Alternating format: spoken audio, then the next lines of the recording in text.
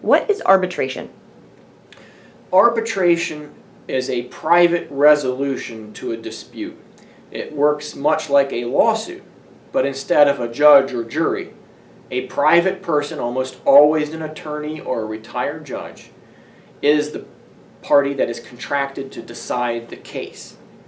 How does arbitration work? Well, arbitration would work much like a lawsuit, with one party suing the other or demanding the arbitration. Discovery is exchanged, documents are exchanged, and eventually there will be a proceeding, but instead of a trial, it will be an arbitration proceeding held at some office in a conference room, using the arbitrator as the judge. Is arbitration mandatory?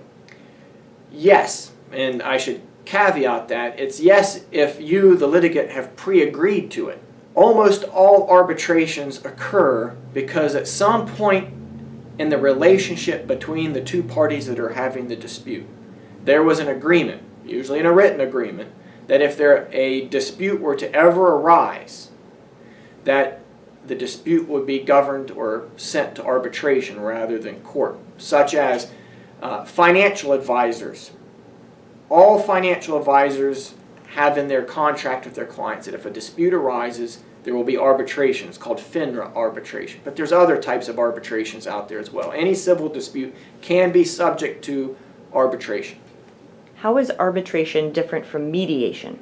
Mediation and arbitration should not be confused. They are two separate things. Arbitration is a binding end to whatever dispute it is. There will be a winner. There will be a loser, just like there is in a court proceeding.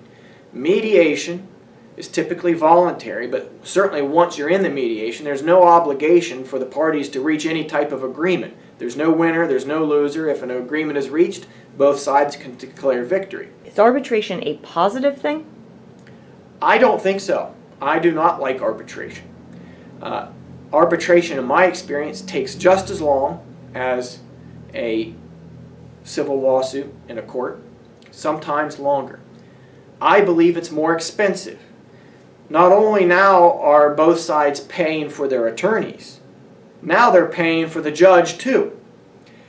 Furthermore, my experience and belief is that arbitration is skewed against the little guy. Arbitration, in my view, favors the business defendants who wanted the arbitration to begin with. Make no mistake, there's no accident. It's not an accident why businesses would want an arbitration provision in contracts to govern any future disputes. It's because they think they'll do better in an arbitration than they would with a judge or jury in a court system. So I don't like arbitrations, and I would avoid them at all costs. How can people avoid arbitration? It's important that any time you get into some type of ongoing relationship, a business relationship with another party, look at the contract. Is there an arbitration provision in the contract? Now, if you're going to hire a financial advisor, there's nothing you can do about it. You're going to have FINRA arbitration provisions. But many other types of contracts have arbitration provisions in them. Strike them out. A common thing that I work on all the time are oil and gas leases. Many lessees like to put an arbitration provision into the lease. I strike it out on behalf of the lessors. You should not get into a situation that if there's a dispute in the future that you do not have access to the courthouse. If you have any questions about arbitration, you think that you may end up in an arbitration proceeding or want to avoid an arbitration proceeding, give me a call, 740-374-5346, or visit our website, www.fieldsdemlo.com.